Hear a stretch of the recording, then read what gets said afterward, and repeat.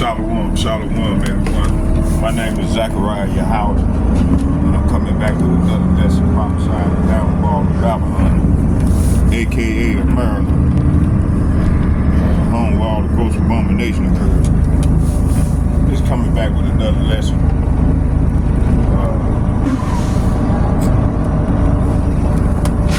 I want to go into do a word search. Let's go here to depopulation. And look up this word depopulation.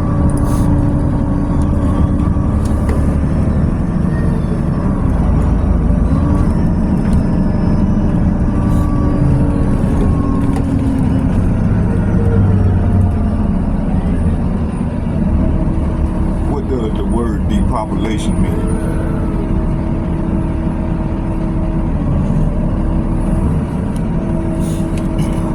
Here's the definition of depopulation. Substantial reduction in the population of an area. It said depopulation. The definition of depopulation is a noun condition of having reduced numbers of inhabitants or no inhabitants at all. Okay.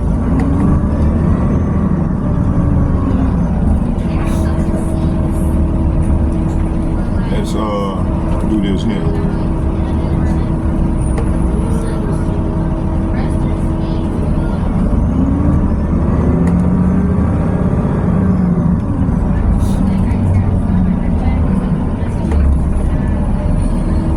Okay, so this is how the earth gonna be depopulated. It says here, the word depopulation means reduce or remove a population, often by force or disease. So this is what Donald Trump is proposing. This is what he's actually doing.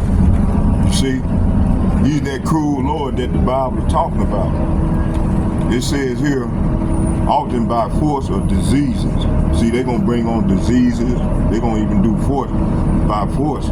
It said in the Bible, it said the idea of desolation or being cut off from the community is something used to describe the fate of a people. Depopulate, it said to remove or reduce a population, often by force or disease. For example, depopulated by plague. See, hey, that's gonna happen. Matter of fact, let's get the scripture. Let's go here.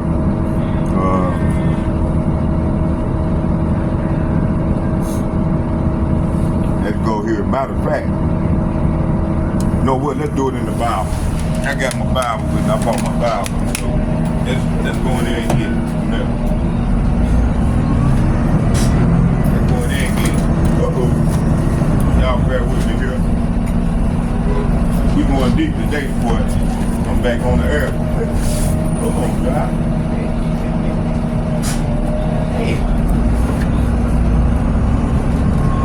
Okay, let's go.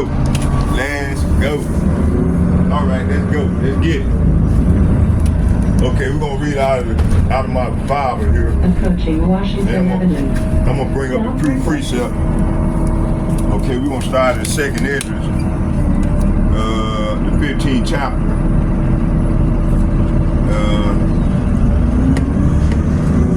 2nd Esdras, the 15th chapter, and it reads. It says here. We're gonna start at 5. Matter of fact, let's start at the top. It said the Lord said, behold, speak in the ears of my people the words of prophecy which I will put in your mouth. So the Lord had put his prophecies in the prophet's mouth. And you know, start with the elder apostles and bishops and the like-minded men on down to myself. It says here, which I will put in your mouth and cause them to be written on paper, where they are trustworthy and true. It said, do not fear the plots. So hey, you're gonna have a lot of people, man, even our own people gonna be plotting against us, just to be in favor with the damn devil. It said, do not fear the plots against you, and do not be opposed. It said, do not be opposed. it said, do not be troubled by the unbelief of those who oppose you. That's what I want to say. It said, for the unbelievers shall die in their unbelief. Verse 5, it said, behold, says the Lord, I bring evil. Say what? I bring evil upon the world. The sword, famine, death, and destruction. See? Why, Lord? For iniquity has spread it throughout every nation, every land, and their harmful deeds are reaching their limit. Therefore, said the Lord, I will be silent no longer concerning their ungodly deeds. So, hey, the Lord will bring these plagues, man. Let's go here to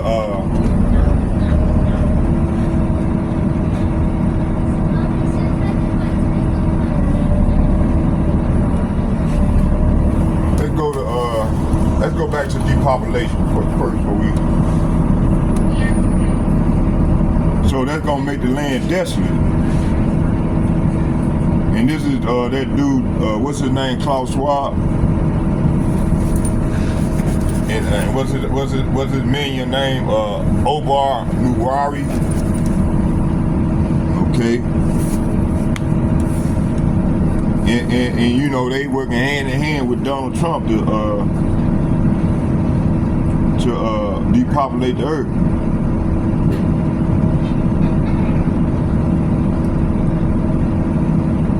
Let's start here.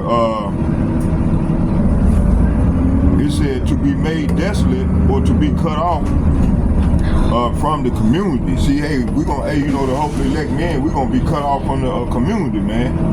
Those who's working with the Lord, who trust in the Lord. Let's go to Micah chapter 7, verse 13. Let's get that. And let's go further off into Micah 7:13. Let's go deep. Because it's talking about the desolation. Micah.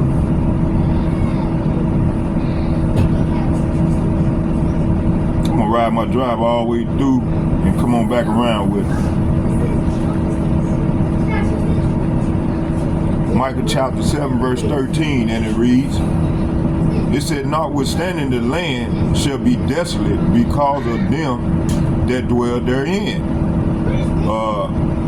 for the fruit of their doing. See?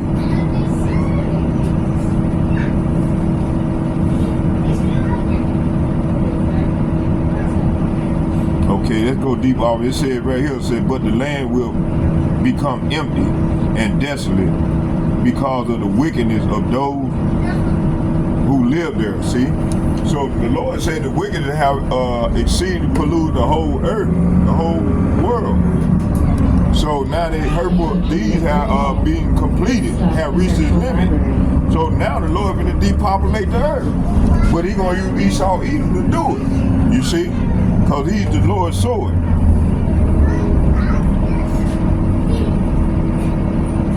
There's a lot of meat on that bone, boy. Let's start in Leviticus chapter 26 verse 33. And it reads, it said, I will scatter you among the heathen. Say what? I will scatter you among the heathen and will draw out a sword after you. See, the Lord, hey, this is what the Lord did to the Negroes, the Latinos, and the Native American along these speckled birds. Let's read that again. Leviticus chapter 26 verse 33. It says, and I will scatter among the heathen. You say, I will scatter you among the heathen, and I will draw out a sword after you. See, hey, the Lord drew out a sword after us, man. Like I said, Esau Edom with the Lord's sword. So he sucked Esau Edom on it to this very day. And he's still going to do it now. He's going to use Esau Edom to depopulate, get rid of 2/3 of the unwanted of Israel that the Lord don't want. That's the rebellious people, man. Negro, Latinos, and Native Americans.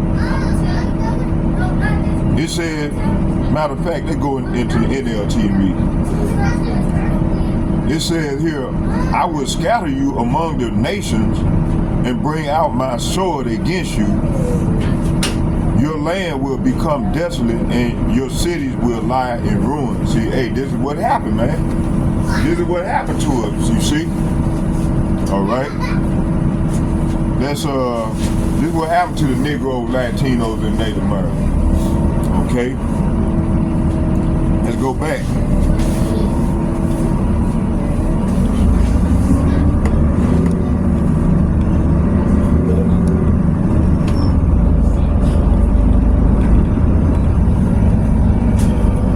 Let's get 34.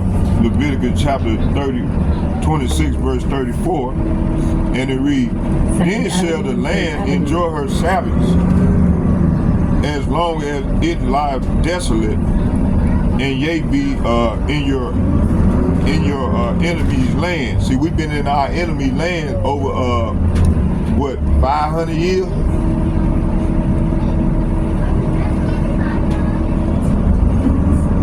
It says here, let's go back to the top. It says, then shall the land enjoy her Sabbath. Hey, that land ain't been enjoying no Sabbath because you got people claiming to be us over there, them fake Jews, man. How the land are being desolate? I mean, enjoying the Sabbath. It's not enjoying the Sabbath. That's my point. It said, then shall the land enjoy her Sabbath as long as it lie desolate and be it said, and be in your enemy's land. Long as you be in your enemy land, even then shall the land rest and enjoy her Sabbath. See? So hey, this land ain't been enjoying this Sabbath because you got them fake ass Jews over there claiming to be us. That's ruling the world in wickedness, man. And they working rather hand in hand with Donald Trump. This devil did sign an executive order that we speak against them, that we can either be put to death. This is this is what we coming into right now. You know, these are the times that we are coming into. Okay.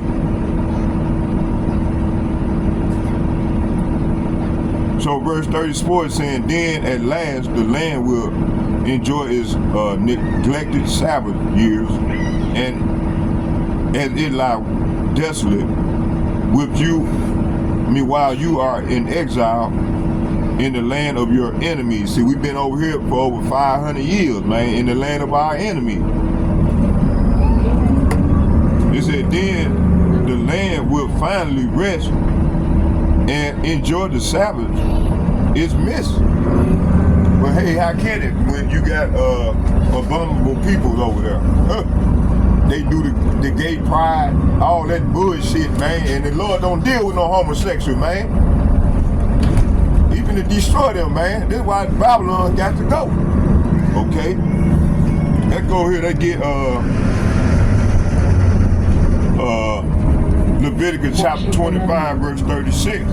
And it reads,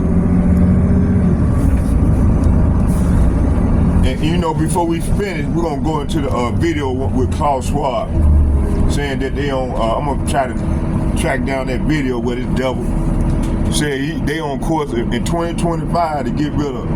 I think he said 5 billion, 6 billion people. I think you have about 8 billion people on the earth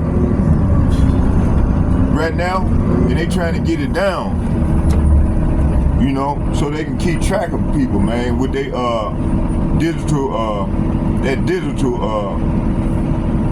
they try and bring about a new world order with where the AI gonna run everything. In order for you to function or live, you're gonna have to have a Revelation 13. Matter of fact, let's get it. We'll come back to this. Let's go to Revelation chapter 13. Matter of fact, let's go in the blue letter and get it. Revelation chapter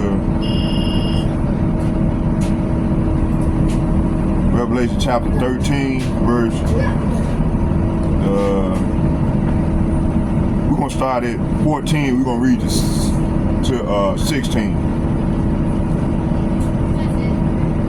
Revelation chapter 13, verse 14.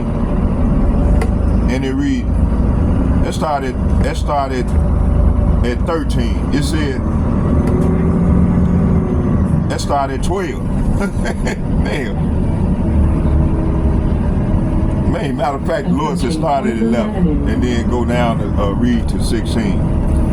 It said, and the beast from the earth, it said, and I beheld another beast coming out of the earth, and he had two horns like a lamb, and he spake as a dragon. It's talking about America, man. America, you got the two horns which represent the left wing is the Democratic Party, and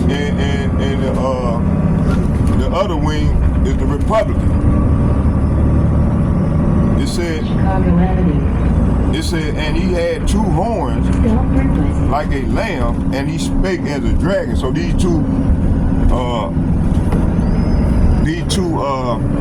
parties that's controlled by the beast in the beast system is the two horns like a lamb, and they spake as a dragon. Okay, you gotta keep in mind the dragon is Esau Edom, man. He's the red dragon that the Bible is speaking of. He's the devil that the Bible is speaking of. And what consists of this dragon, this red dragon, is the elites. They under his domain, this red dragon, right? Which are the Rothschilds. They the red shield. You go further off into the research, it's talking about the Rothschild. They are the red shield. They are the devil that the Bible speaks of. And matter of fact, you know, I don't want to lose track. I want to stay on course, but I could go deep off into it. But we'll say that's a lesson in itself for another day and another time. Okay. And matter of fact, I might even just show that. Hold on, but let's just stay here and keep reading. So verse 11 is saying, then I saw another beast come out of the earth, and he had two horns like those of a lamb, but he spoke with the voice of a dragon. Verse 12, it said, and he exercised all power of the first beast.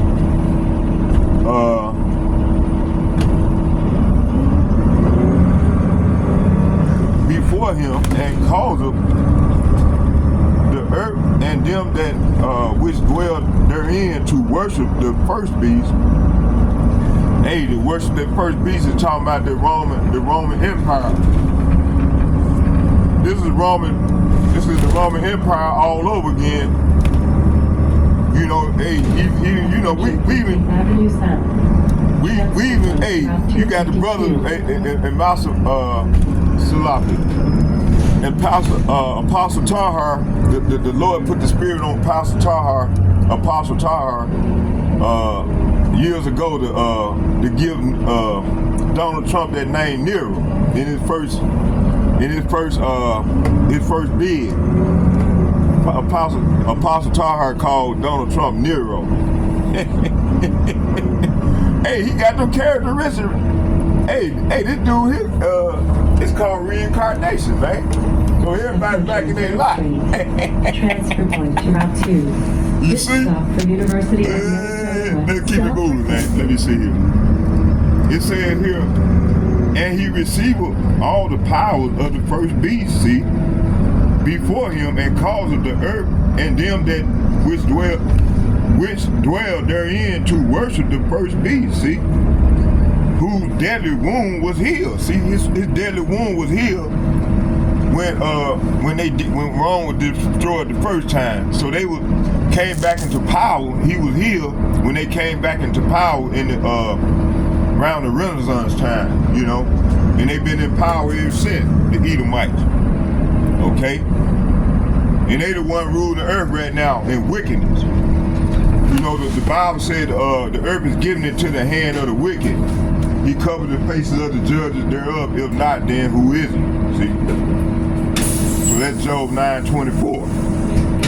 Okay. So this deadly wound was healed. This is what this is talking about. So Rome came came back into fruition right around the Renaissance time. That's when they gained they power back, and then they've been ruling ever since in wickedness. Okay. It says here, and he exercised all power of the first beast before him, and caused the earth and them which dwell therein to worship the first beast, whose deadly wound was healed. See? Verse 13.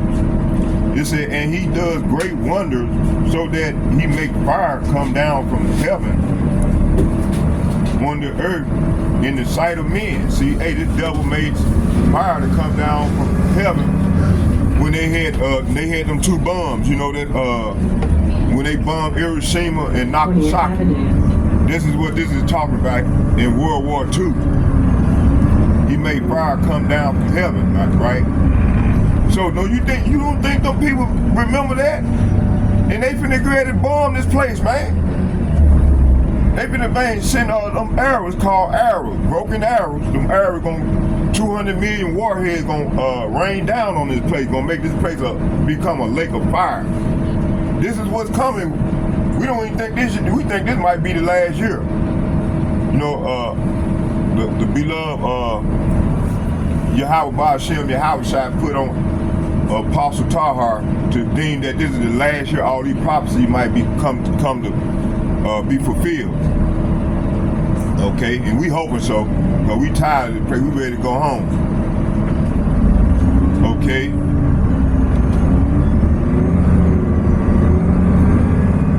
Verse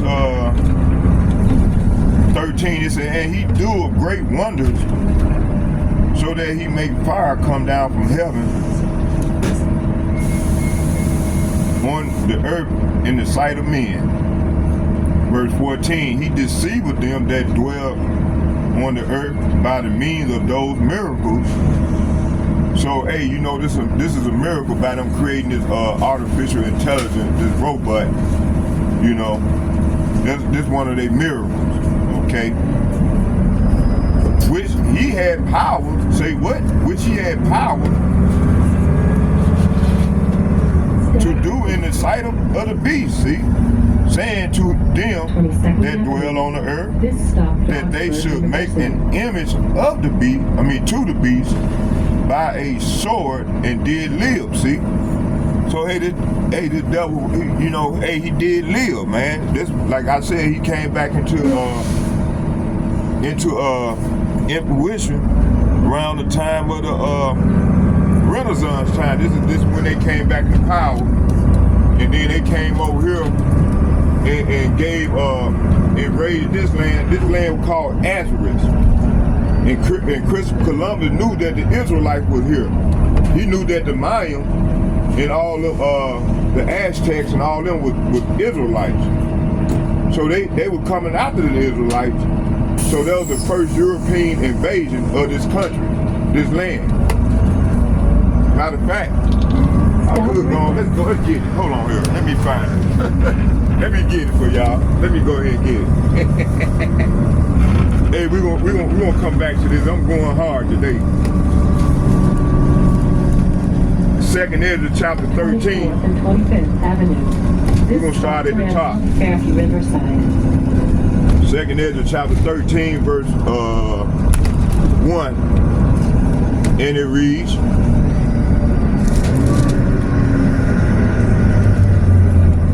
it said, after 7 days I dreamed a dream in the night, and behold, a wind arose from the sea and stirred up all its waves. And I looked, and behold, this wind made something like in figure of a man come up out of the heart of the sea. And I looked, and behold, that man flew with the clouds of heaven, and wherever he turned his face to look, everything under his gaze trembled, and wherever his voice issued from his mouth, all who heard his voice melted as wax melt. when it filled the fire. See, hey, this is what's gonna happen to these people, man. Over here in America and wherever we live. You know, you gotta keep in mind we've been spread in 4 corners of the earth. Okay, let me see here. Franklin Avenue.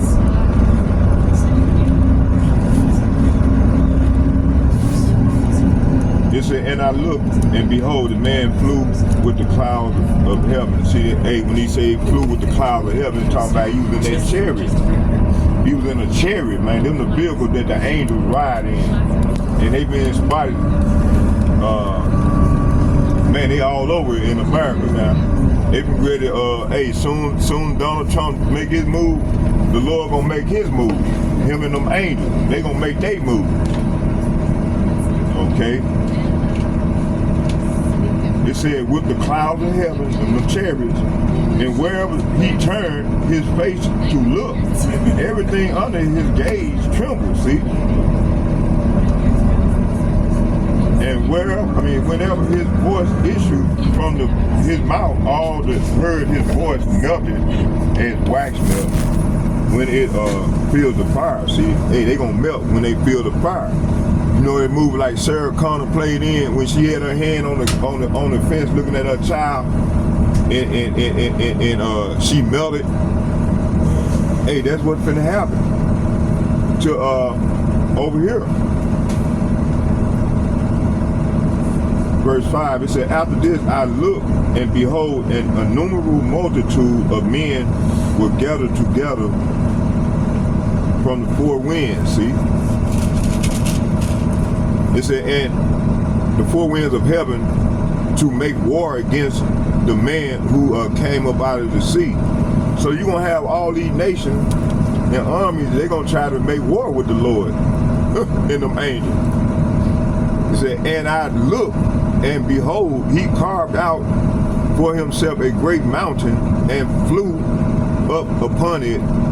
And I tried to see the region or place for which the mountain was carved, but I could not. Verse 8, and after this I looked, and behold, all who had gathered together against him to wage war with him were much afraid, yet dared to fight. And behold, when he saw the onrush of the approaching multitude, he neither lifted his hand nor held a spear or any weapons of war. But I saw only how he went, how he sent forth from his mouth as it were a stream of fire, and from his lips a flaming breath, and from his tongue he shot forth a storm of sparks.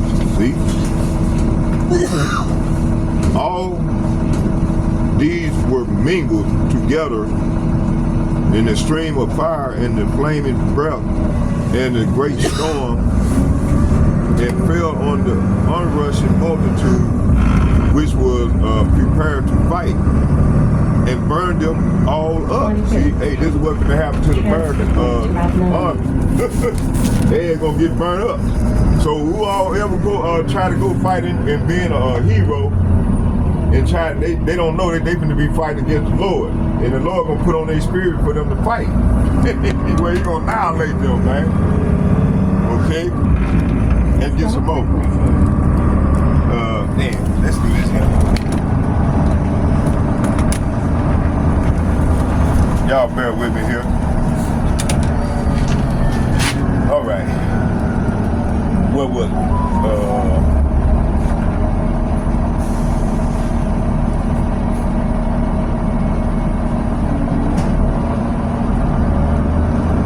See why I stopped at it at 12? Let's read 11 again, and then we'll just work our way on down. It said, after this I saw the same man come down from the mountain and called to him another multitude which was peaceable Then the man, it said, then many people came to him, and some of whom were joyful and some sorrowful. Some of them were bound, and some were bringing others as offering. Then in great fear I awoke and besought the Most High.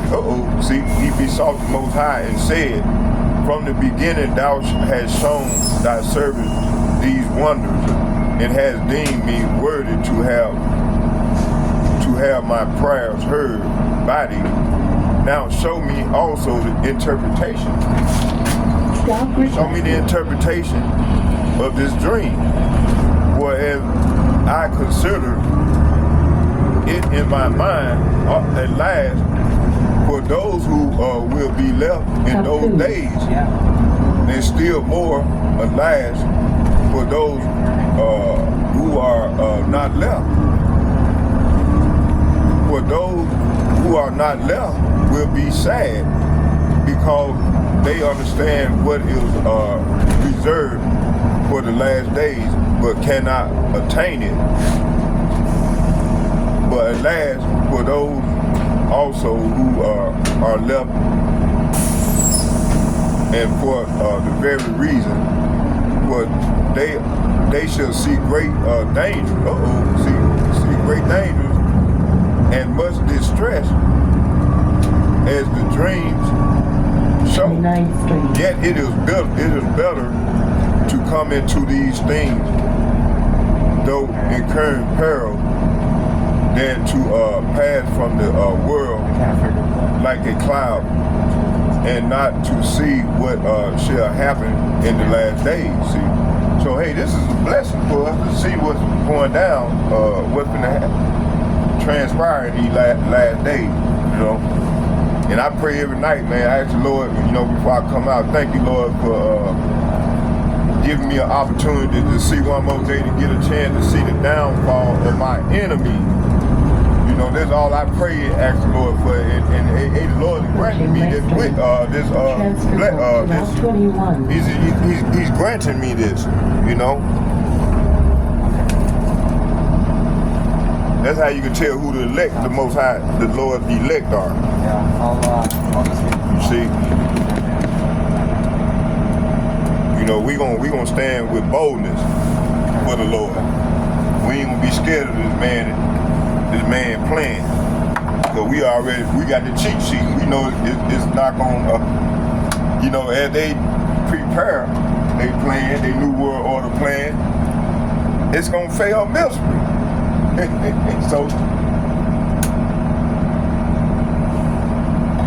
So that's a blessing, man, that the Lord is letting us see these things. You know? Okay, let's keep it moving. Let's get some more, and then we're gonna go back to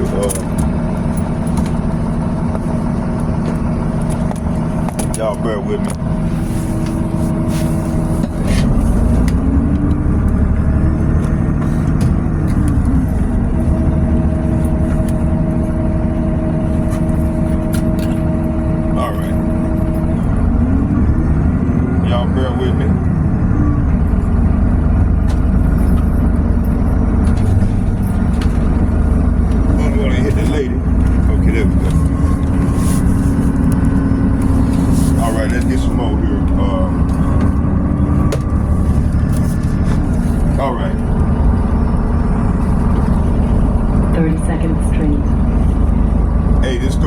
Interesting, man.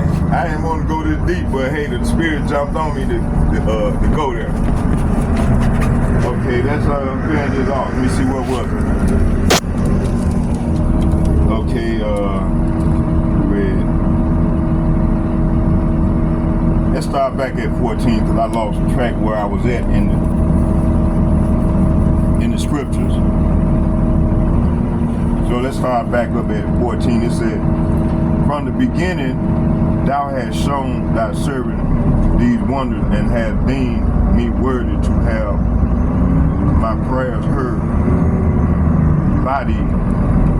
now show me the interpretation of this dream, for as I consider it in my mind, at last,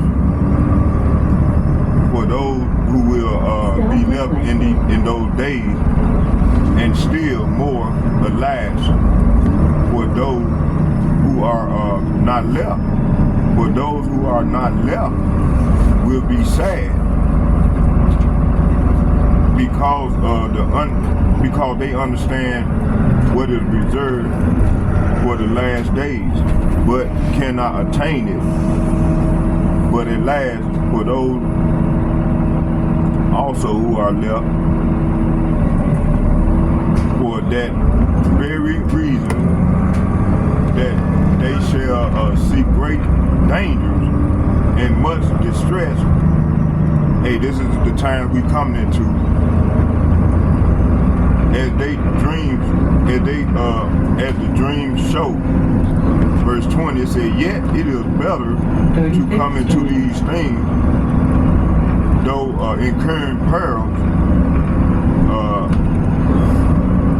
than to pass from the world like a cloud, and not to see what shall happen in the last days. See, hey, so this is a blessing, man, to see what's going to happen in these last days. And to be here on site to see it, it's a blessing. The Lord said this is a blessing.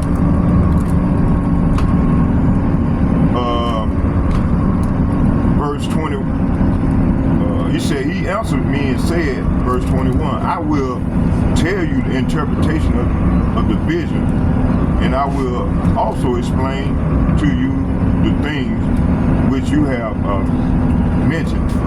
Verse 22, as for what you said about those who are left, this is the interpretation. Approaching 38th Street. He also, he who brings the pearl at that time will himself protect those who fall into pearl. Uh-oh, see, the Lord gonna protect those who fall into pearl. Okay?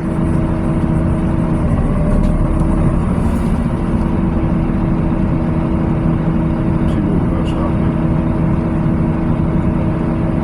there. It said, he said, let's go back and read again. It said, verse 23, he who brings the pearl. So the Lord is bringing the pearl. At that time, will himself protect those who fall into pearl. See? So he gonna protect those who fall into the pearl. Into the Lord. You know, this is his movie. This is his plan. So he's the one bringing the pearl. Okay? These churches ain't gonna teach you this. You're gonna learn this from the prophets, man, from the Lord's men. He's the one doing this here. He's the one orchestrating this here. Where was it?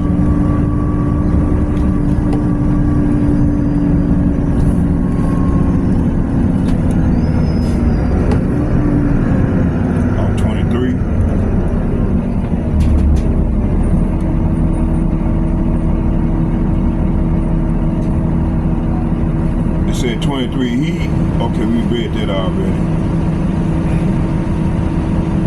It said, who fall into peril, who have worked and have faith in the Almighty, understand thereby that those who are left are more blessed than those who have died. This is the interpretation of the vision. As for you seeing a man come up out from the heart of the sea, this is he whom the Most High has been keeping for many ages, who will himself deliver the creation, and he will direct those who are left. And as for the youngs, it says, and as for your sin, and sin will, it said, who are left, it said, and as for your sin, when and fire and storm coming out of his mouth. And as for his not holding a spirit or weapon of war, yet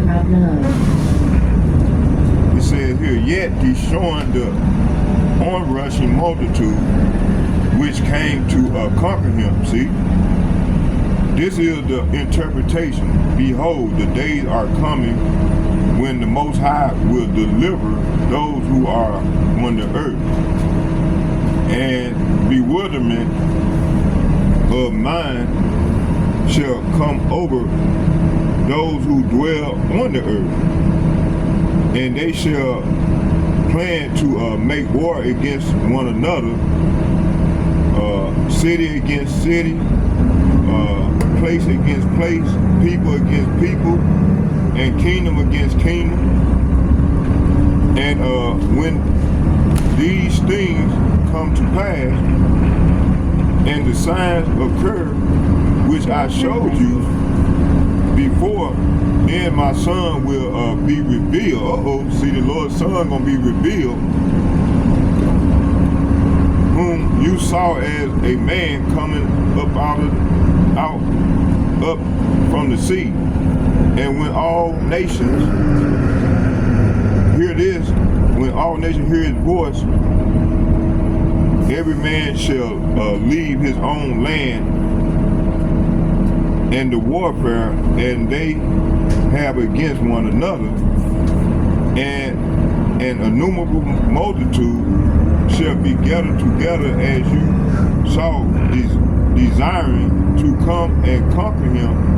But he shall stand on the top of Mount Zion, and Zion will come and be made manifest to all people, prepared and built, as you saw the mountain carved out without hand, and he, my son, will reprove an assembled nation for their ungodliness. This was symbolized by the storm. And I will reproach them to their face with their evil thoughts, and the torment with which they are to be tortured, which were symbolized by the flames, and will destroy them without efforts by the law. Wow, this is deep, boy. Okay, what was it? It said, which was symbolized by the fire, and as for your seeing him gather together to himself another multitude that was peaceable. These are the 10 tribes. See, there you go right here. These, it said, and as for you seeing him to gather to himself another multitude that was peaceable.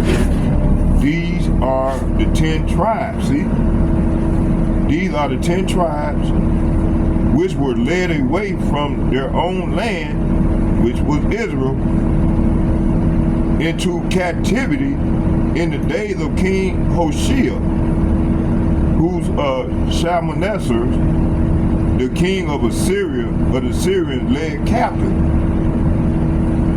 He took them across the river, and they were taken into another land. But they formed this plan for themselves, that they would leave the multitude of the nation and go to a more distant region, see, where mankind had never lived, that there at least they might keep their statue, which they had not kept in their own land, see. It said, verse 43, and they went in by the narrow passages of the Euphrates River For at that time the Most High performed signs for them and stopped the channel of the river until they had passed over. Verse 45. It said, through that region there were a long way to go, a journey of a year and a half, and that country is called Azareth. See? So this land here is called Azareth. Approaching 46th Street Station. Transfer point to routes 46, 74, Verse 46. Metro Blue Line, and Then they A-Line. dwelt there until the last time. See? We in the last time right now. And now, when they are about to come again, the Most High will stop the channels of the river again so that they might be able to pass over. Therefore, you saw the multitude gathered together in peace. But those who are left of your people, who are found within my holy borders, shall be saved. See? Therefore, when he destroyed the multitude of the nations that are gathered together, he will defend the people who remain, and then he will show them very many of wonders. Verse 51. I said, O sovereign Yahweh, Bahashem Yahushua, explain this to me. When did I see the man coming out from the heart of the sea? Verse 52. He said to me, just as no one can explore or know what is in the depth of the sea, no one can explain. So like no one, let me go back and read. It says, so no one on earth can see my son or those who are with him except in the time of the day. This is the interpretation of the dream which you saw, and you alone have been enlightened about this.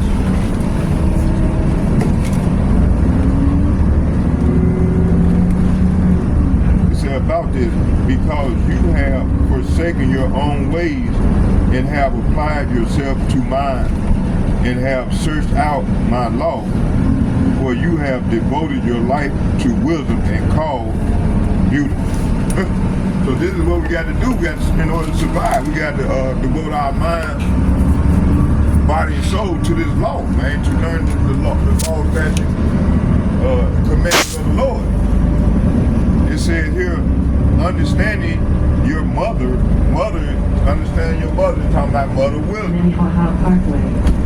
It said, therefore, I have shown you this, for this is a reward laid up with the Most High, and after 3 more days I will tell you another thing and explain weighty and wondrous matters to you.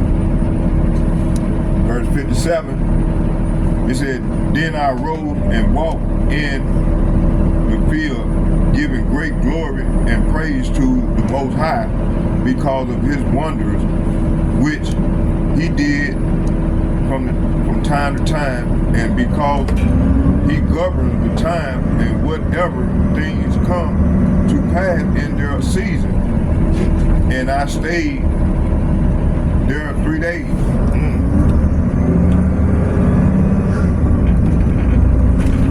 Hey, that's a beautiful story, man. So this is how the Northern Kingdom got here.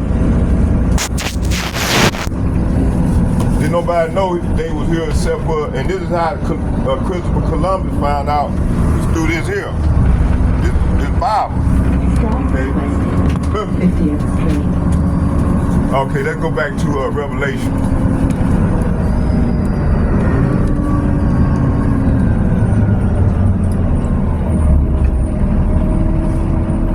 Revelation chapter 13 verse 14, it said, and he deceived them that dwell on the earth by the means of those miracles which he had power to do in the sight of the beast, saying, saying to them that dwell on the earth, that they shall make an image to the beast which had the wound by a sword and did live. Verse 15, it said, and he had power to give life unto the image of the beast, that the image of the beast should both speak and cause as many as would not worship the image of the beast should be killed. See, hey, this is the time we're coming into. Those who ain't gonna worship this beast in this beast system, man, they're gonna be put to death.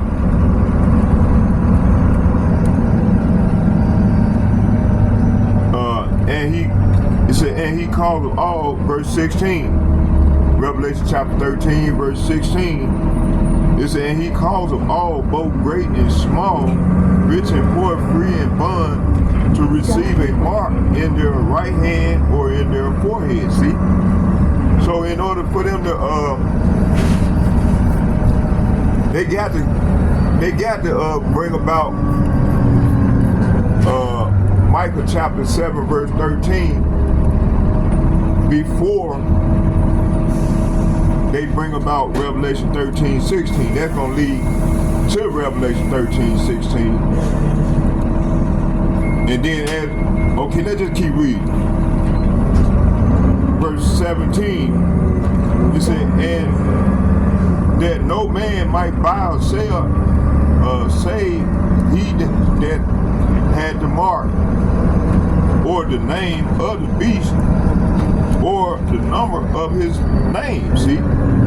Verse 18, it said, here is the wisdom, and let him that have understanding count the number of the beast, for it is the number of a man, and his number is 666. Okay.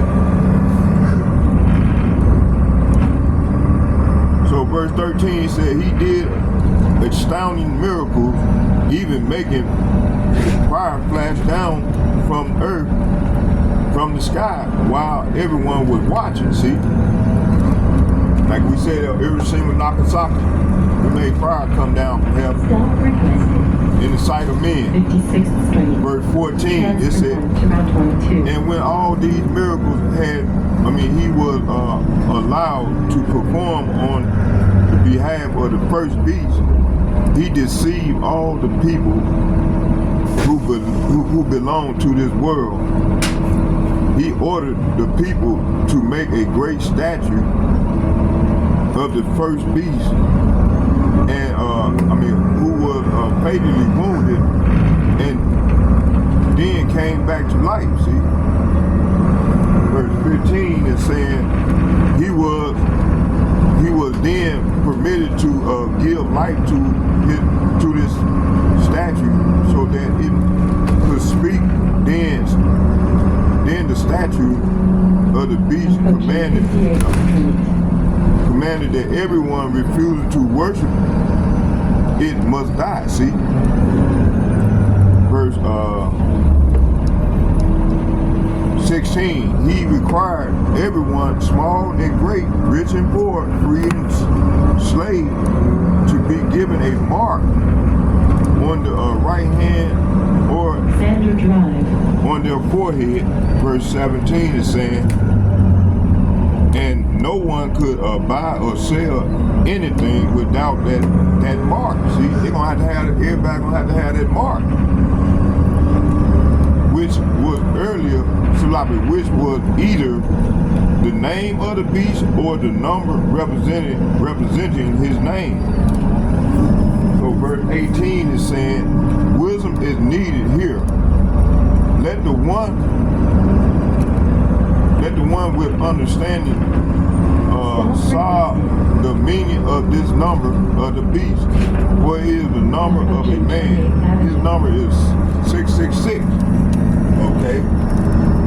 So this is the time we coming into right now. Let's go back to Micah chapter 7, verse 13.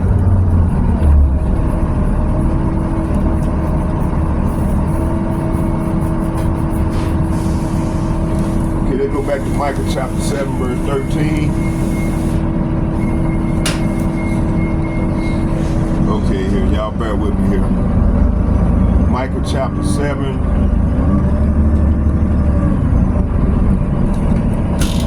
Stop requested.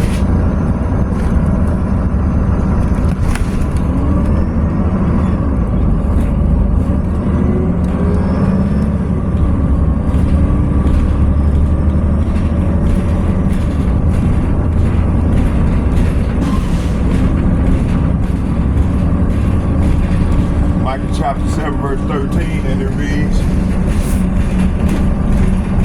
it said, notwithstanding, the land shall be desolate because of them that dwell therein, for the fruit of their doing. See?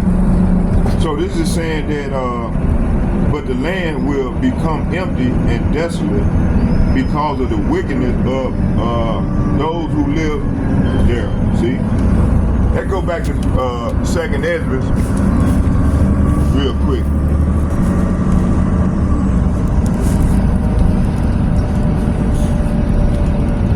Second Ezra chapter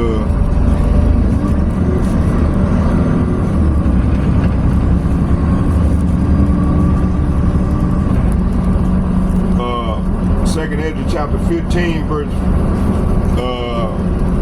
7 and 8. 8 being the point. It said, therefore says the Lord, I will hold my tongue no more. So the Lord is not holding his tongue any longer. As touching, say what? As touching their wickedness, see? Which they profanely commit, neither will I suffer them in those things in which they wickedly exercise themselves.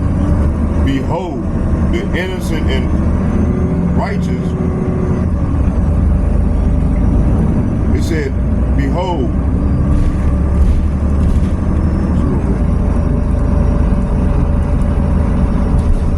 behold, the innocent and righteous blood crieth unto me, and the soul of the just complain continually. So, the soul of the just man complain, starting with the elder apostles and the like-minded men on down to myself, man. We complaining continually about this devil, you know, these people, man, these heathen nation. Let's go here to back to Micah.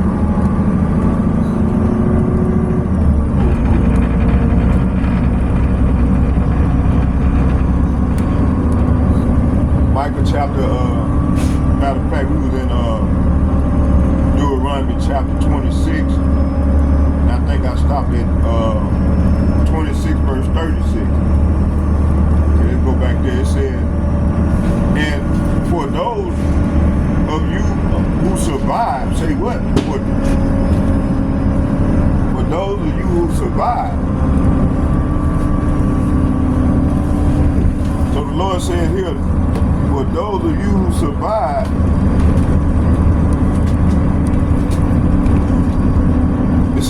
it said, matter of fact, let's read in the KJV.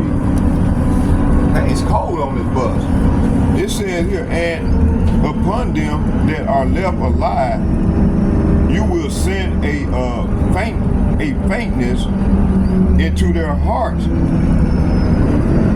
in the land of their enemies, and the and the sound of a shaking leaf shall chase them,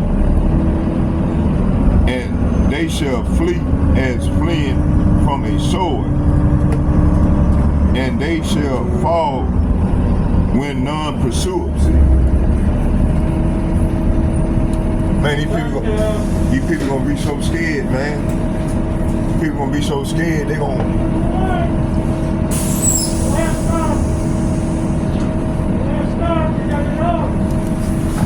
Hold on, man. Ain't you going back downtown? Where you going, to the garage? Yeah. Hey, can I ride down to the garage with you and get off right there? Take it right here. Huh? Take the bus right here. Oh, it's coming. It'll be here in a minute? Yeah. Oh, okay. All right, hold on for a second. Hold on for a second.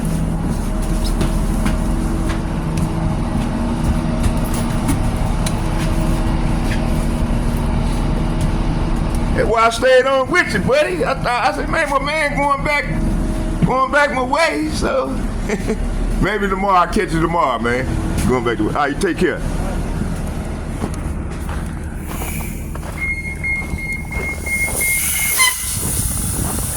Man, I was on the floor. I was rolling. I was on the floor, boy, getting it in, boy.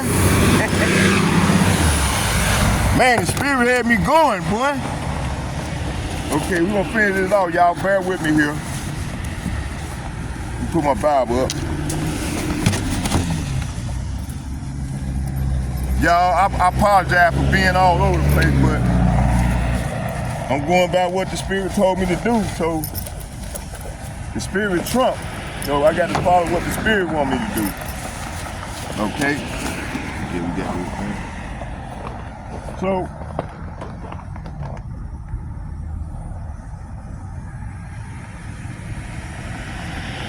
you was trying to get me up off there, boy. Hey, the bird was so fire, boy. Birds be so fire on them, man. They get scared. Okay, where was we?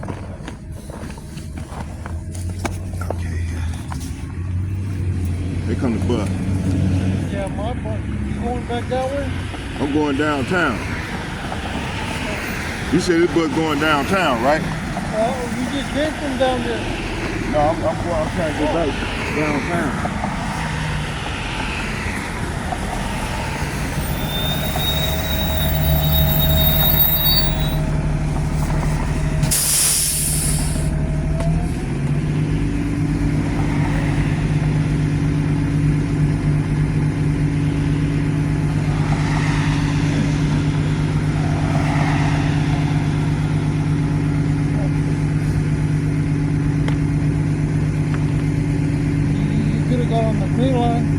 That blue line. Where the blue line at? You came on the 7. Yeah. That bus comes from down there. Coming down where? From 46. Yeah, my man, tell me shit.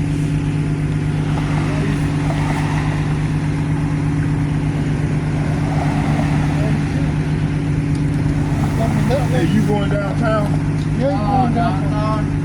I go like 46. You go where?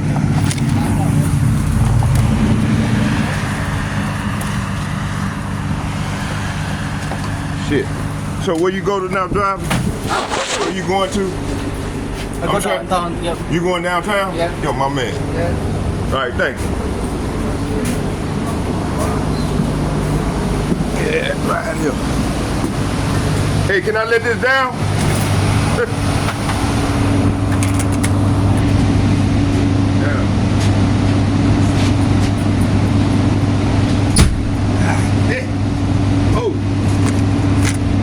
Where was we here? Okay, here, let's see here, let's go. Let's get back at it.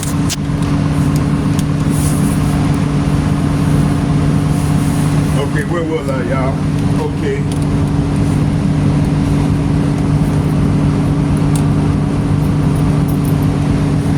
So what I wanted to do is, I wanted to try to find this video before I post any more scripture. I want to find this video where Klaus Schwab said they on track. Hold on here, y'all. Bear with me.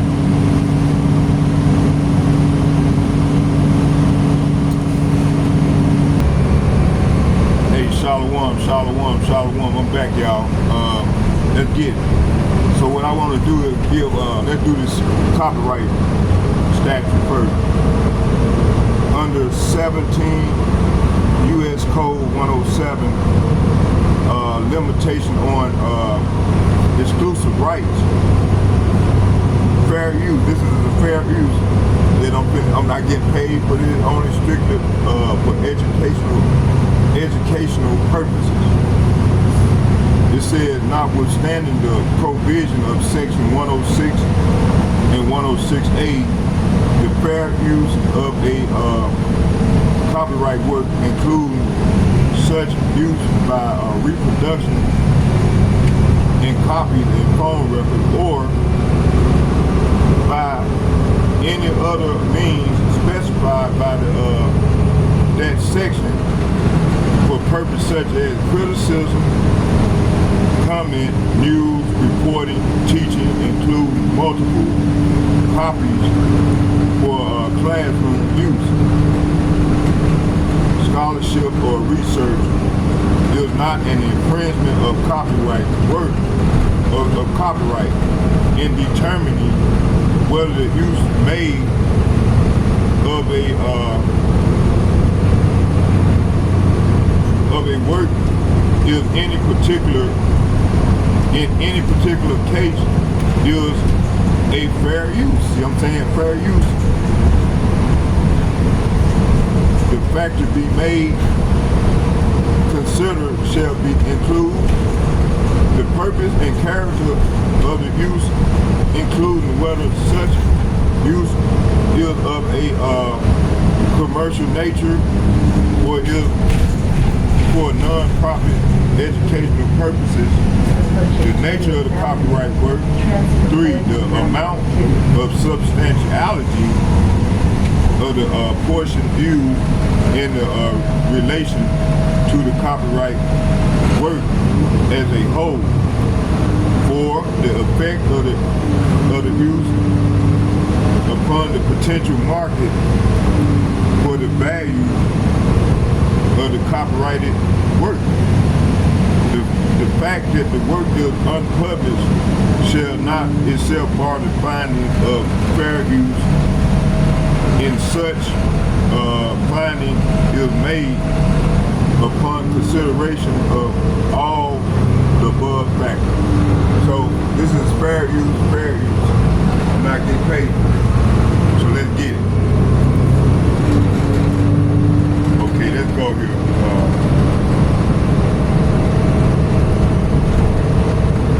31st Avenue.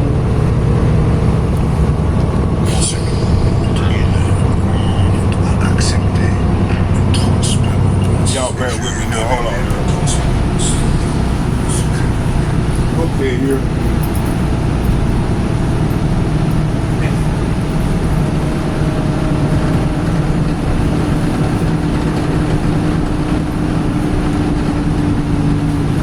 So we're gonna watch like 5 minutes of this. We're gonna watch 5 minutes of this, and then I'm gonna come back on with the scripture. About 5 to 10 minutes of this. Let me see.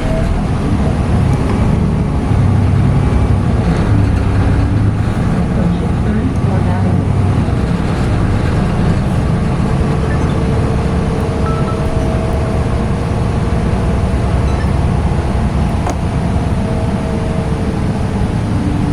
Okay, let's get it.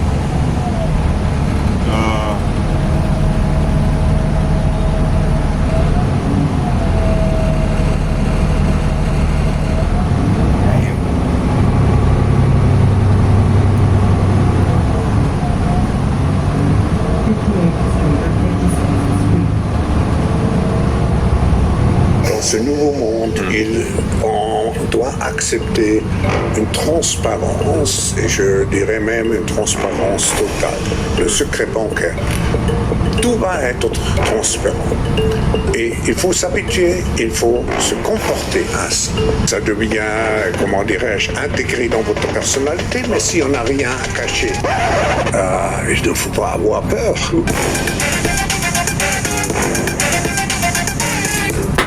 Dans ce nouveau monde,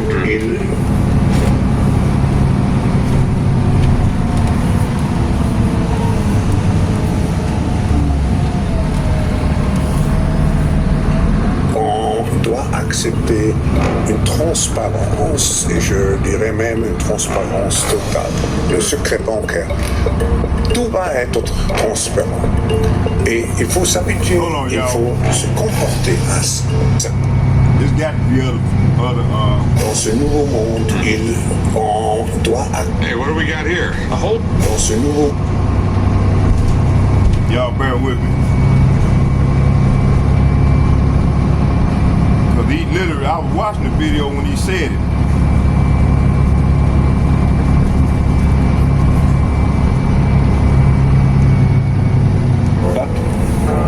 Can you imagine? imagines that in 10 years when we are sitting here, we have an implant in our brains, and I can immediately feel, because you all will have implants, we measure your brain waves, and I can immediately tell you how the people react, or I can feel how the people react to your answers. Is it imaginable? But can you imagine that in 10 years when we are sitting here, we have an implant in our brains, and I can immediately feel, because you all will have implants, we measure your brain waves, and I can immediately tell you how the people react, or I can feel how the people react to your answers. Is it imaginable? But Okay, hold on here.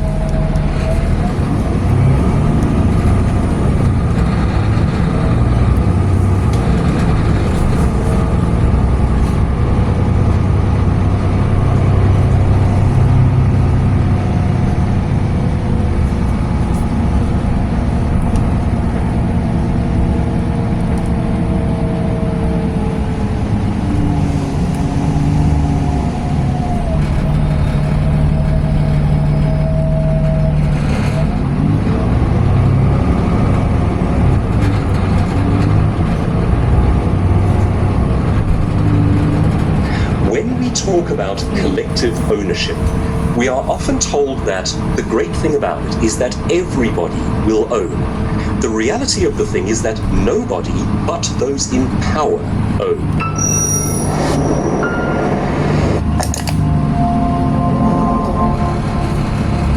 The Great Reset is an idea put forward by the World Economic Forum to fundamentally restructure the global economy in the wake of COVID-19.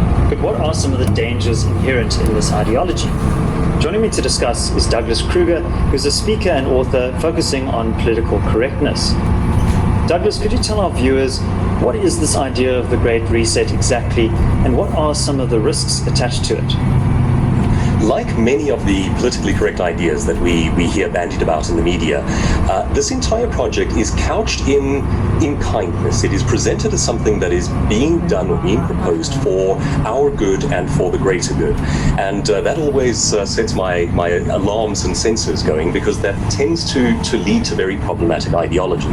In a very quick nutshell, the proposal out of Davos is essentially this: a group of exceptionally powerful individuals, predominantly in the banking, finance, and business sector, in alliance with government leadership, are proposing that as a result of these COVID lockdowns that have done a great deal of damage to economies globally, they perceive that they now have an opportunity to rebuild economy. They believe is a more enlightened fashion.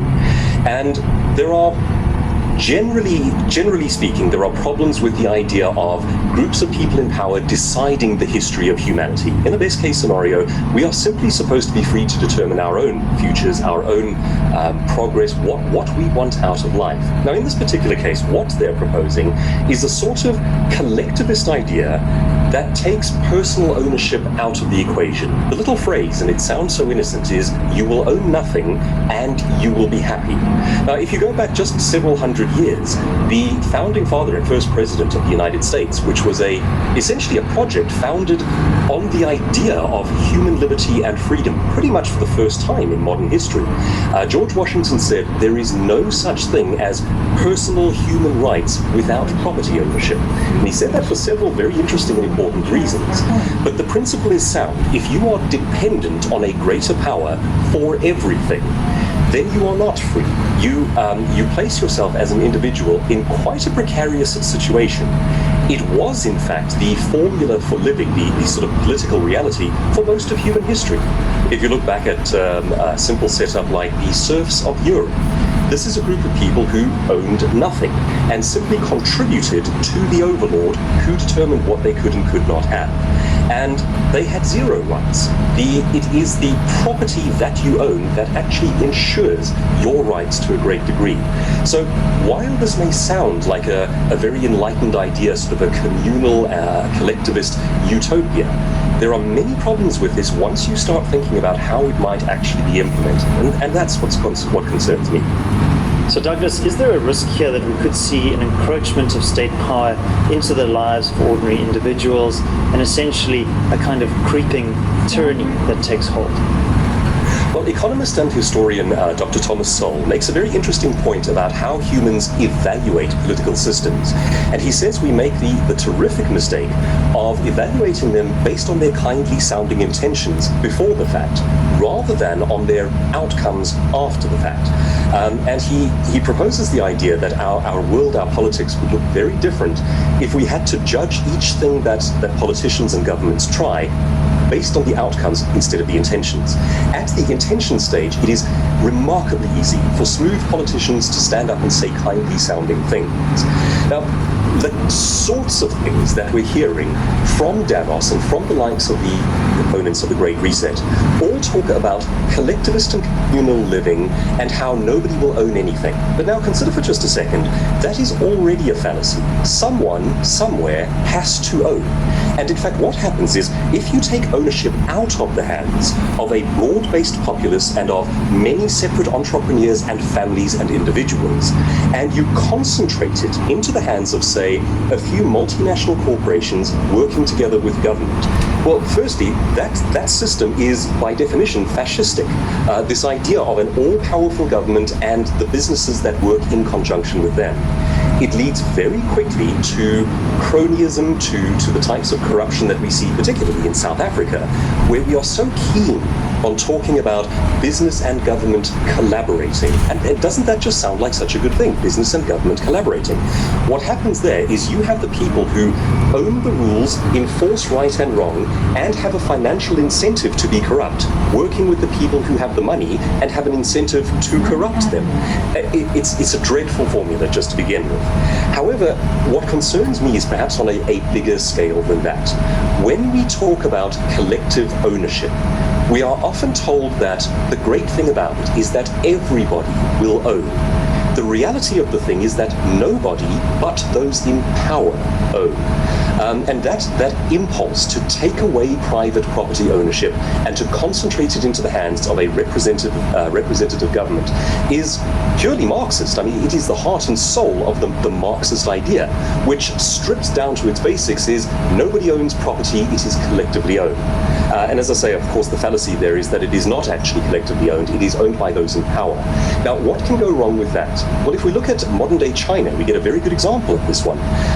Modern-day China, of course, a bit of a mixed economy. They have prospered to the degree that they've started permitting free trade. However, they are still very much a Marxist society. And they work according to social credit scores. And social credit scores imposed by law represent a very chilling idea. Now imagine this, for example. You as a family do not own your home. You do not own what is around you. You do not own your business. The government has absolute control because they are the representative of collective ownership. Now imagine a scenario in which you do something that the government does not approve of. You read a book that it doesn't want you to read. You write an essay or an article that it doesn't like. You create a YouTube video commenting on something in a negative way. Now those are all things that productive human beings do to critique and build and grow their society. But you can't do it then. And if you do something that the government disapproves of, using these social credit scores, they can ghost you. They can effectively lock you out of your world. And it works because you don't own anything. It is that ownership, that broad-based private ownership, that keeps people free from government tyranny. Maggie Thatcher from the UK very famously embarked on a project to expand human liberty in her nation by trying to ensure as much broad-based private and individual ownership of property as possible.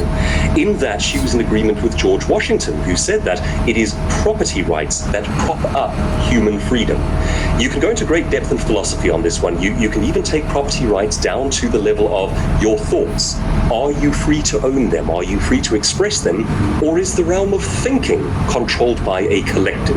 Now, of course, all that sounds, it sounds like terrible theory. But of course, the question for anyone who looks back over history is to ask, could it happen again? Could it happen again? And I think you do know your history? The answer is it happens surprisingly easily and it happens surprisingly often. When communities play with this idea of collectivist ownership, I would argue that it happens 100% of the time, and that when we're talking about collective ownership and the elevating of the group over the sanctity of the individual, we are dealing with a formula that has been deeply damaging to the human species. So Douglas, what about the threats to the property that we already own? Is there a risk there that we might lose our ownership over our existing property? David, that's an excellent question, and it's one that I think people are not considering. Now, think again of those words. You will own nothing, and you will be happy. It doesn't allow for you will continue to own what your family has bequeathed down the generations. The simple statement, if we are to take them at their word, is you will own nothing, and you will be happy. Now, that poses some fascinating problems in terms of what communities already own. We, largely around the world, we own our homes. We bequeath heirlooms, family heirlooms to the next generation. You might own a wedding ring. You might own things that you want to give on to your children. And I would argue that that is one of the very best things that we do. Each generation tries to uplift the next generation. This philosophy seems to be saying, instead of doing that, we reset each generation at zero and leave you dependent on a government welfare system. Now, from the most basic human perspective, that strikes me as deeply unhealthy. If the best thing we do is to raise up our children and help them to go further than us, then starting at zero with government dependency every generation, it strikes me as a bit of a chilling idea. If you look at basic stats, human stats, around groups of people living on welfare, you will find that you have disproportionate rates of marital breakup, of family breakup, of alcohol and drug abuse, and of interpersonal violence. The stats are way different to people who are self-sufficient, self-sustaining, employed or running their own businesses.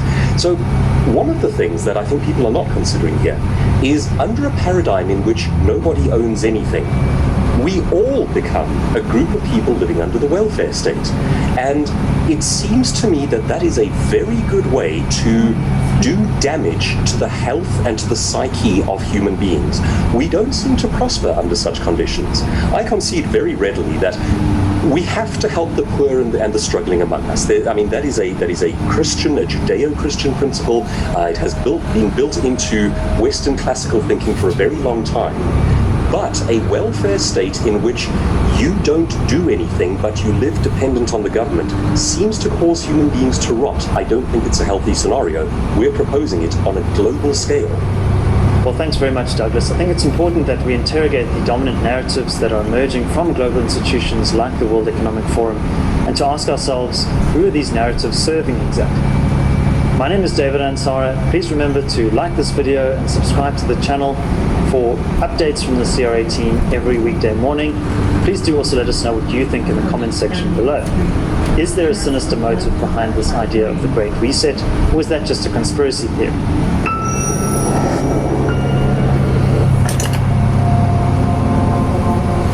Okay, let's go back to the video. All right. So this is the time we heading into. Where you gonna own nothing and be happy.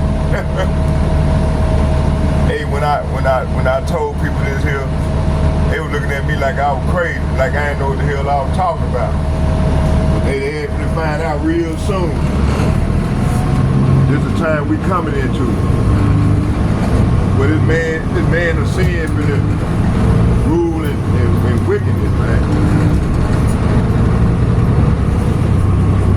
Say you gonna own nothing and be happy. Okay. So let's see where I stop there. Y'all bear with me. Let me take a coffee break real quick.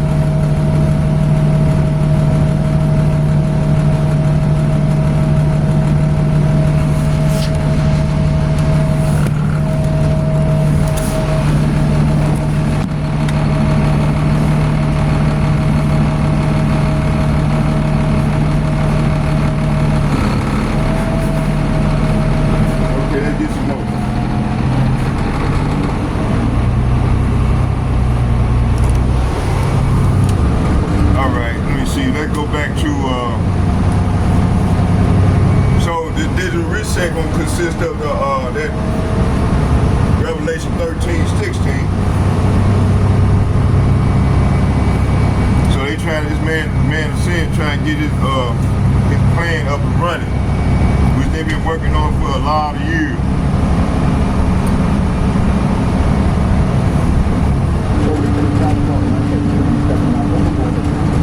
Let's go back here.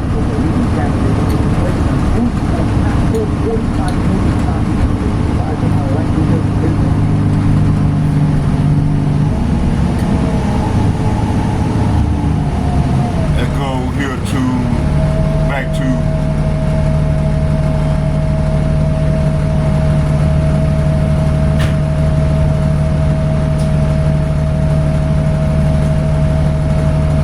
Leviticus chapter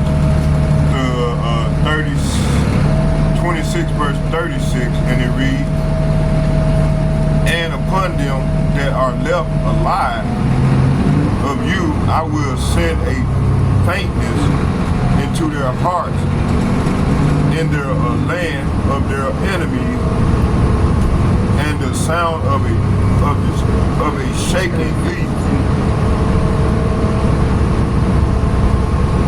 shall chase them, and they shall flee as fleeing from a sword, and they shall fall when none pursue them. See, so people gonna be so scared they're gonna be falling when ain't nobody chasing them.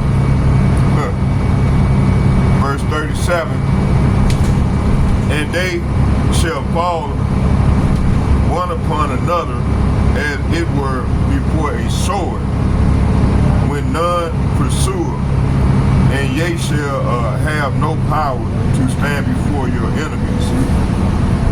So this is going on right now. We ain't got no power to stand before our enemies, man. You know? Verse 38, it said, and ye shall perish among the heathen, and the land of your enemies shall eat you up. See? Verse 39. They've been eating us up all these many years, man. We've been over here in this land. Verse 39, and they that are left of you shall pine away in their iniquity,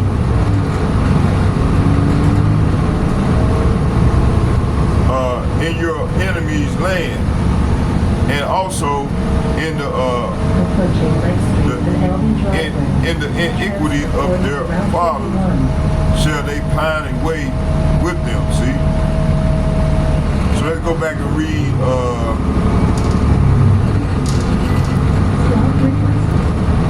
so verse 33 is saying, it says here, it said, I will scatter you. Matter of fact, it started at 32. It said, yes, I myself will devastate your land, and your enemies who come to occupy it will be appalled at what they see. I will scatter you among the nations and bring out my sword against you, and your land will become desolate, and your cities will lie in ruins. Then at last the land will enjoy its neglected Sabbath year, and it lies desolate while you are in exile in your land of your enemies. Then the land will finally rest and enjoy the Sabbath it missed.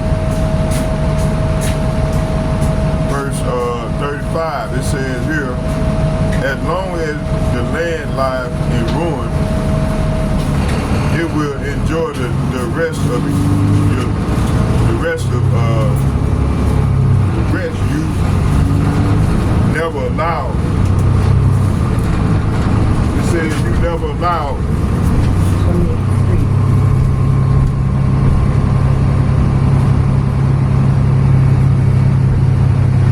It said here, let me read it again. It said, while you are in exile in the land of your enemies, then the land will finally rest and enjoy the Sabbath it missed. As long as the land lies in ruin, it will enjoy the rest. You never allow it to take every 7 years while you live in it. Verse 36, it says, and for those of you who survive, say what?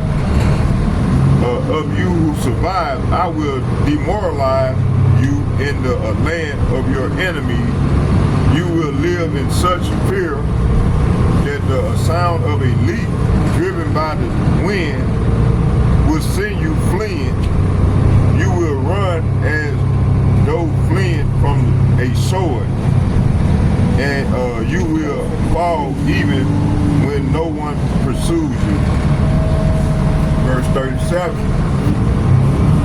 It said, though no one is chasing you, you will stumble over each other as though fleeing from a sword. You will have no power to stand up against your enemy. See, right now we ain't got no power to stand up against our enemies, man. Verse 38, it says, you will die among the foreign nations and be devoured in the land of your enemy. Verse 39. Stop requesting. It said, those of you who survive will waste away in your enemy's land because of their sin and the sins of your ancestors. Wow. Man. So this is what's been going on with us for 500 years over in this land. And I just told you, Columbus was the first one that came over here, the first European that came in the land, and then, you know, you had the other European, Edomites came, and they brought with them smallpox. And that's how they were wiping the tribes out.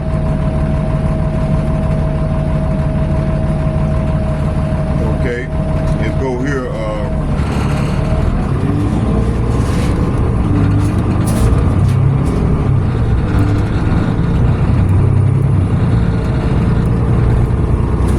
Let's go here to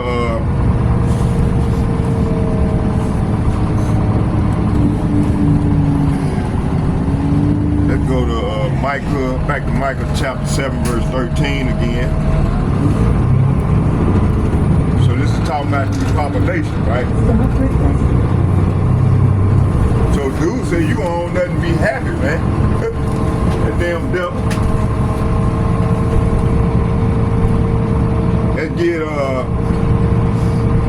Let's get Isaiah chapter 6.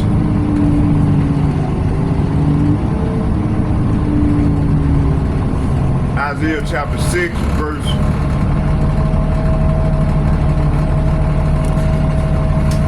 Isaiah chapter 6, verse 11, and it reads, then said I, Yahweh Ba'ashem Yahushua, how long? And he answered, until the cities be wasted without inhabitants, and the houses without man, and the land be utterly desolate. See? Franklin Avenue. Verse 12, it said, and Yahweh, say what? And Yahweh have removed men far away, and there be a great forsaking in the midst of the land. Verse 13,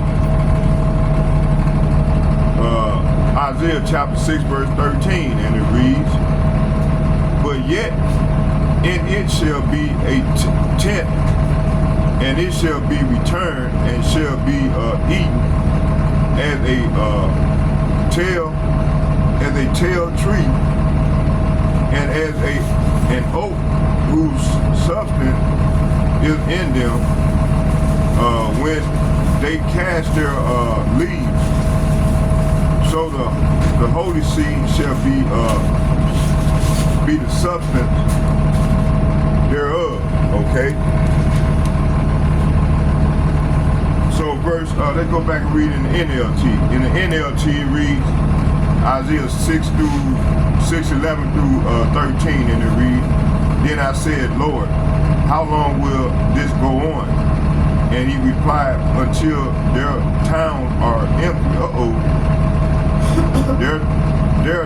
Their houses are deserted, and the whole country is a wasteland. So this is what's going to ready to happen to in Babylon. Verse 12, "Until the Lord has sent everyone away, and the entire land of Israel lies deserted." At that time, Israel gonna lie deserted because them ICBM missiles, they're gonna rain down on that bitch, man. I mean, Salafi, on the land. I didn't mean to say it like that. I meant to say it on the people. On the people, and Seward Tower West. that's who I want to call bitches. The people. They claim to be us, and then you got the Arabs over there, but they, you know, hey, they don't, none of them belong there. Verse 13, it said, if even a tenth, a remnant survive, it will be invaded again and burned. But as a terebinth on oak tree leave a stump when it is cut down, so Israel's stump will be a holy seed. Okay, let's go here to back to Micah chapter 7 verse 13. It said, "Notwithstanding the land shall be desolate because of them that dwell therein, for the fruit of their doing." See, so you got a lot of people, man, you know, including our own people, wicked as fuck. So they got to go. Let's get Isaiah chapter 24 verse 3. Isaiah chapter 24 verse 3. And it reads,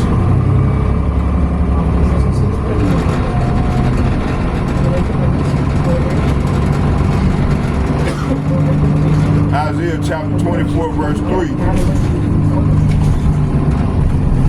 Isaiah chapter 24 verse 3.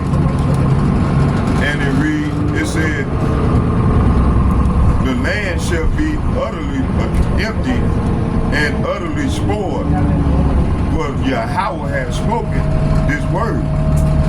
Verse 4, it said, "The earth mourneth and fadeth away, the world language and fadeth away, the haughty people of the earth do languish." Verse 5, it said, "The earth also is defiled under the inhabitants thereof, because they have transgressed the law, changed the ordinance, and broken an everlasting covenant." See, so this is what Esau have done. So hey, he got to pay. Verse 6, it says, "Therefore have the curse devoured the earth, and and they that dwell therein are desolate. Therefore the inhabitants of the earth are burned, and few men left." See, verse 7, it says, the new wine mourneth, and the vine languish, and all the merry-hearted do sigh. Verse 8, it said, "The mirth of tabrets cease, and the noise of them that rejoice in the," it said, "and the joy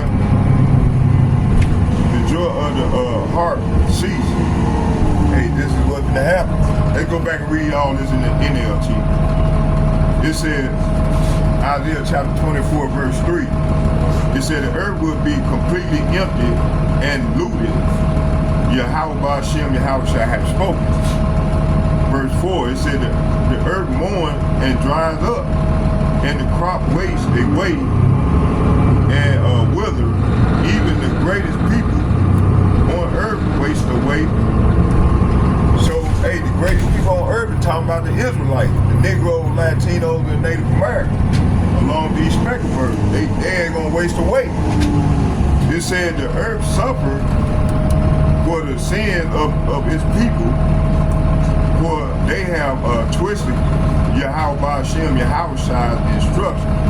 So Esau, Edom, and the heathen nation have twisted Lord Yahweh and his son instruction, and violated his law and broken his everlasting covenant. See? Let's read that again. It said the earth suffered for the sins of his people, for they have twisted Yahweh Hashem, Yahweh's instruction, and violated his law, and broken his everlasting covenant. Therefore, a curse consumed the earth. Say what? Therefore, a curse consumed the earth. His people must pay the price for their sin, and they are destroyed by fire. And only a few are left alive. See, hey, this is what's going to happen, right? Verse 7. It said the grapevine wastes away, and there is no new wine. All the merrymakers sigh and mourn. Verse 8, the cheerful sound of tambourine is still. The happy cries of celebration are heard no more. So you ain't gonna have happy celebration and partying all the time. You ain't gonna hear that no more. It said melodious chords of harps are silent. See, hey, this is what's going to go down in the days to come. Okay, let's go here.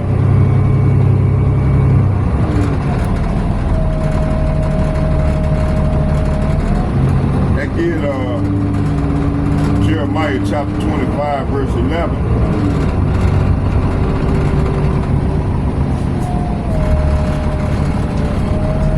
And it reads, it said, and this whole land shall be a desolation, and an astonishment, and these nations shall serve the king of Babylon 70 years. So this already happened, but hey, this thing, part of this prophecy is going to happen again. It says here, it said the entire land will become a desolate wasteland. Israel and her neighboring land will serve the king of Babylon 70 years. So, hey, this part here is not going to happen because it done already happened. But, and I don't think we got no 70 more years, but hey, don't nobody know what the Lord going to do, The Lord can make it happen, or he can, like I said, cease and destroy it. He has the power to do so.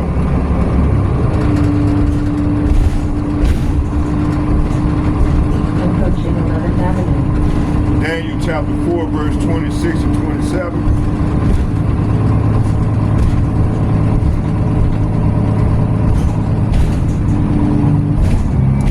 And it reads, it said, and whereas they commanded to leave the stump of the tree, root, thy kingdom shall be sure unto thee. After that, thou shalt have known the heavens do rule. See? Verse 27. It said, wherefore, O king, let my counsel be acceptable unto break off thy sin by righteousness, and thy iniquity by showing mercy to the poor, if it may be a lengthening of thy tranquility. So verse 26 and 27 is saying, but the stump and the root of the tree were left in the ground. This means that you will receive your kingdom back again with you. Back again when you have learned that heaven rules, see? So we're going to get our kingdom back once we come to the realization that the heaven rules, that the Lord of heaven rule the earth and everything that's in it. Verse 27, King Nebuchadnezzar, please accept my advice. Stop sinning and do what is right. Break from your wicked past and be merciful to the poor. Perhaps then you will continue to prosper. See?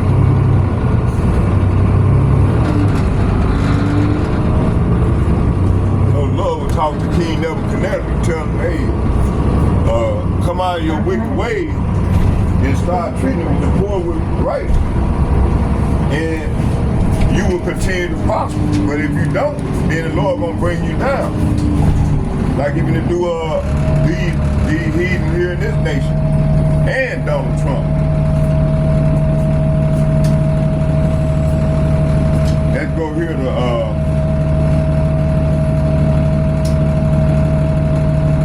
let's get Luke chapter 21 verse 20.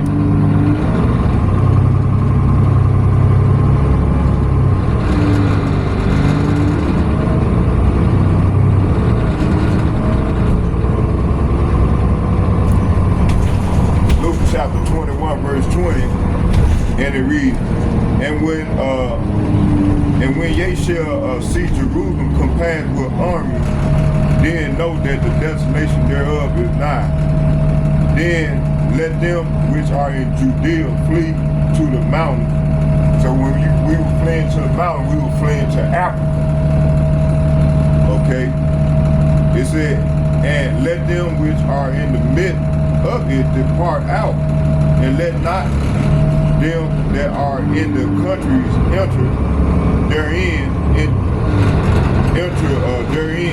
into verse 22. It said, for these be the days of vengeance, that all things which are written may be fulfilled. See? Verse 23, it said, but woe unto them that are with child, and to them that give suck in those days, for there shall be a great distress in the land, and the wrath upon this people. Verse 24, and they shall fall by the edge of the sword, and shall be led away captive into all nations, and Jerusalem shall be trodden down of the Gentiles until the time of the Gentiles be fulfilled. So hey, this is what's going on now. The time of the Gentiles is being fulfilled, right as I'm prophesying right now. Okay? So let's go back and read. It said, and when you see Jerusalem is a people first before a city or state, and all the tribes are here, both of the tribes are here in America. And this is what the Lord said. He said, when you see Jerusalem, talking about the Israelites, which consists of the Negro, Latinos, Native Americans, along these speckled birds, surrounded by armies, then you will know that the time of its destruction have arrived. Verse 21, then those in Judea must flee into the hills. Those in in Jerusalem must get out, and those out in the country should not return to the city. 22 it says, but those will be the days of Yahweh Hashem Yahweh's vengeance, and the prophetic words of the scripture will be fulfilled. Verse 23, it said, how terrible it would be for pregnant women and for nursing mothers in those days. For there will be disasters in the land and great anger against this people. Verse 24, they will be killed by the sword or sent away as captives to all nations of the world, and Jerusalem will be trampled down by the Gentiles until the period of the Gentiles comes to an end. So hey, this is what's going on now. Jerusalem, the Gentile world is coming to an end, okay? Let's go right here to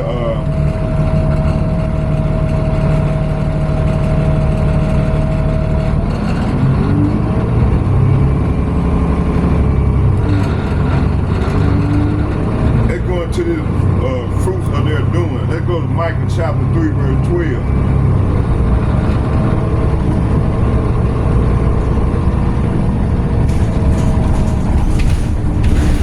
And it reads, it said, therefore shall Zion for your sake be plowed as a field, and Jerusalem shall become heath, and the mountain of the house as a high place of the forest. See, hey, this is what's coming, man. To 2/3 of our people, man, that join unto the heathen. Let's get Job chapter 4 verse 8. It said, even as I have seen they that plow iniquity and sow wickedness reap the same. See, so 2/3 of our people, they gonna reap the same. Also, in the heathen nation, along with Esau, Edom, that's ruling every fucking thing, they all gonna reap the same. Let's read it again. It said, even as I have seen, they that plow iniquity and sow wickedness reap the same. See, so they gonna reap the same. Proverbs chapter 1 verse 31, it said, therefore shall they eat of the fruit of their own way and be filled with their own devices. See? So Esau gonna eat the fruit of his own way, and he's gonna be filled with his own wicked devices that he's trying to bring about. Which is, that's the charagma, which is that digital, going digital.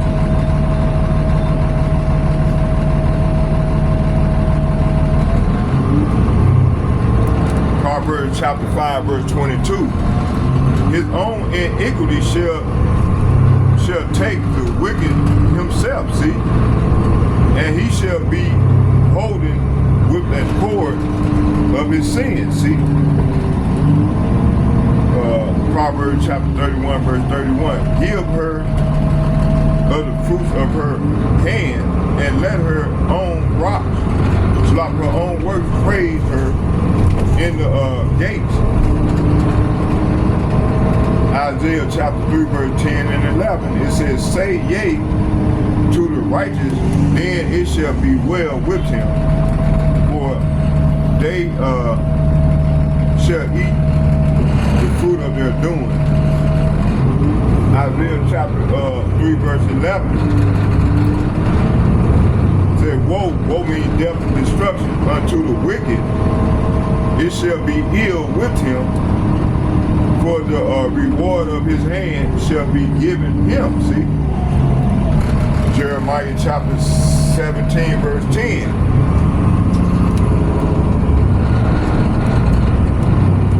I, Yahweh, search the heart. I try the rein, even even to give every man according to his ways and according to the fruit of his doing. So the Lord, Yahweh Ba'ashem, Yahweh shall try the reins of men. And even to give every man according to his ways and according to the fruits of his doing. See, so they gonna reap the fruits of their way and they doing. Jeremiah chapter 21 verse 14, and it reads, "But I will punish you according to the fruit of your doing, saith Yahweh, and I will kindle a fire in the forest thereof, and it shall devour all things round about it." Jeremiah chapter 32 verse 19, and it reads, Approaching 2nd Street. "Great in counsel and mighty in work, for thy eyes are open upon all the ways of the sons of men, to give every one according to his ways and according to his fruit of his doing." See? So the Lord gonna give every man, he gonna judge every man according to his work and his doing. Micah chapter 3 verse 12, "Therefore shall Zion," say what? "Therefore shall Zion for your sake be plowed," see, "as a field, and Jerusalem shall become heat, and the mountains of the house as the high places of the forest." See, hey, this is what's gonna happen, man, to 2/3 of our people, man.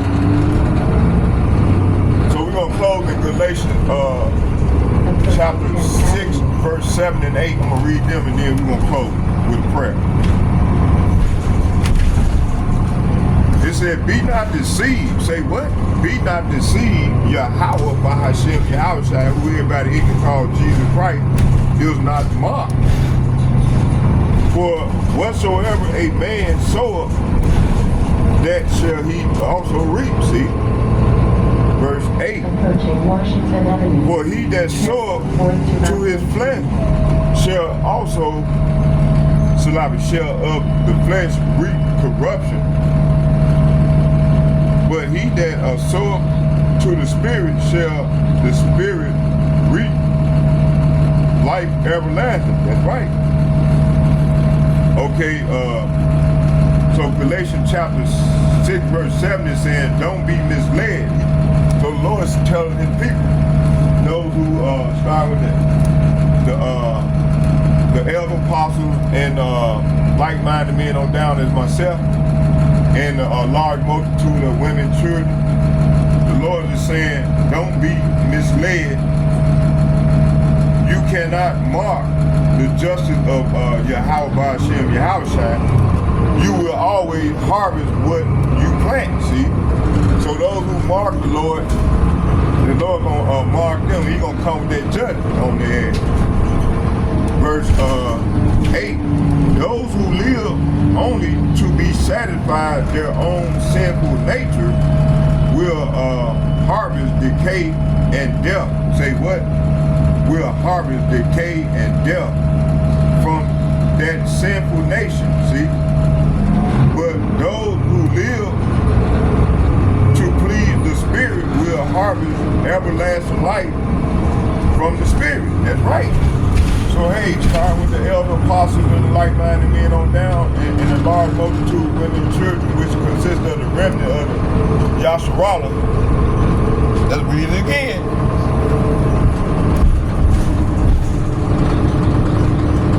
Those who live only to be satisfied their own sinful nation will harvest decay and death from that sinful nation, see, which is America. But those who live and pleases the Spirit will harvest everlasting life from the Spirit.